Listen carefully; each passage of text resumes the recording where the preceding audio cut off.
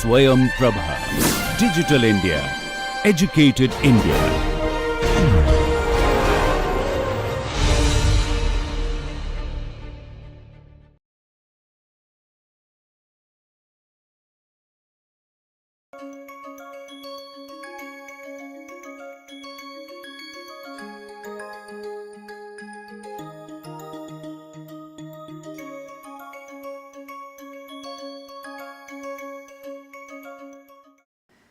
Gen Y or millennials. So, Gen Y are the youngest amongst the formally employed members of the workforce. Born between 1981 to 90, their entry into the workforce was most recent. So, they entered in 2000. It is estimated that they comprise of almost 26% of the total workforce. In some of the companies, this percentage is much higher. And we are going to discuss about one of that company in the later part of this lecture. So, Gen Y women are seen no less than her male counterpart in terms of educational attainment and professional capability, because 42% of university graduates of this generation are women. Most liberal, most social media savvy generation is Gen Y or millennials. The attributes of the Gen Y are their love for flexibility. They are the first generation who have questioned the one question about the one stable job. They look at job as disposables as well. So, in this generation, the emergence of the independent professionalism started. The independent professionals who provide their service based on their expertise to multiple employers. So, this disposable job phenomena started with this generation. Mostly they are skeptical about the corporate life, because they are the people who have seen the debacle of the corporate financial sector, or they have seen the subprime crisis. In general, they are more techno brilliant, they carry the global mindset. This generation values diversity the most because of the global exposure, because of the liberal thinking. They have good taste in experimentation, and they are the people who wish to take risk, because their parents are much better off in comparison to the previous generation. So, that comfort provides them opportunity to be more experimental in nature. Their preference is to pursue portfolio careers and explore different avenues in the process. We will focus our discussion now on the 2 points, generation gap and unique contribution. So, based on our discussion on the different features, the specific features generally found in particular generations, we can see that generations vary according to their temperament, according to their worldview and their aspiration. So, what is the way out? Generation gap is a natural thing, but generational intergenerational communication is also a reality that also happens. In that communication, we can create a synergy across the generations, and that is the reason why this topic is being discussed in the HR course. We also need to recognize that different generations at workplace not only bring differences, they also bring unique contribution, but that unique contribution can become organizational advantage, can give competitive edge to organization, can add to the productivity and efficiency of the organizations and institutions only if their unique contributions are acknowledged and synergized across the levels.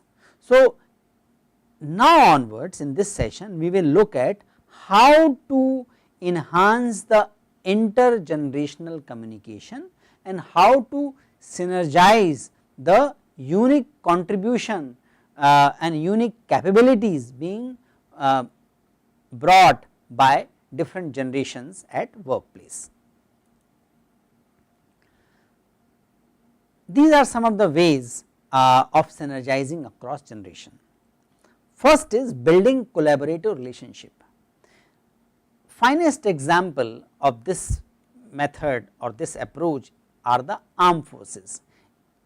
In armed forces, generally a lieutenant of the 20-year-old leads a group of jawans and other armed forces professionals who are in their 40s, and that is happening. How they do it? They do it by showing the example, they do it by taking their opinion and respecting their opinion. So, this is first way of synergizing across generation. Another way is study the demography of the workforce to know what matters to the set of employees. If organization is deciding about financial incentive or non-financial incentive, they need to study the demography of their workforce, because different generations can value different type of financial rewards. For example, our old generation, the generation of baby boomer, may like to have a financial rewards in the monetary terms. They would like to have some tax saving, they would like to have some tax free incomes, because they are more in the saving mode to protect their retirement life. They probably value the healthcare facilities more than the holiday as incentives. But the young people may value cash to spend on their education, or they may value some holiday package which they can enjoy with their young families.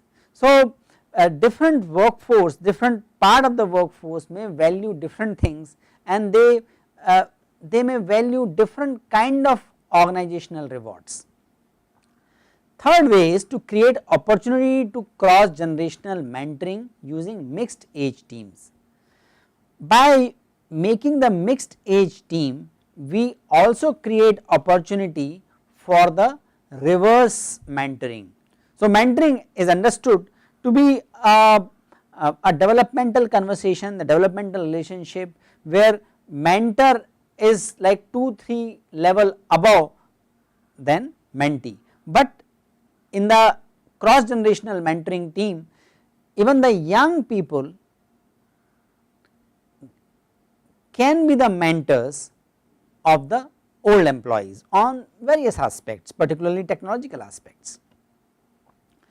Consider the life paths for facilities and the incentives. We discussed in the demography related point as well, that we need to study demography to understand what percentage of the workforce may value what kind of facilities and incentive, and accordingly customizing those for the workforce. Organizing wisdom talks, this is again Knight and Conley has suggested as an initiative. Wisdom talks means giving opportunity to the people in our organization irrespective of their hierarchy or their age to speak up front of everybody. So, some organizations follow this practice, this ritual of inviting one person, who generally the person who is not communicating across the organization, and giving them opportunity to speak up their mind about the work, about life for few minutes.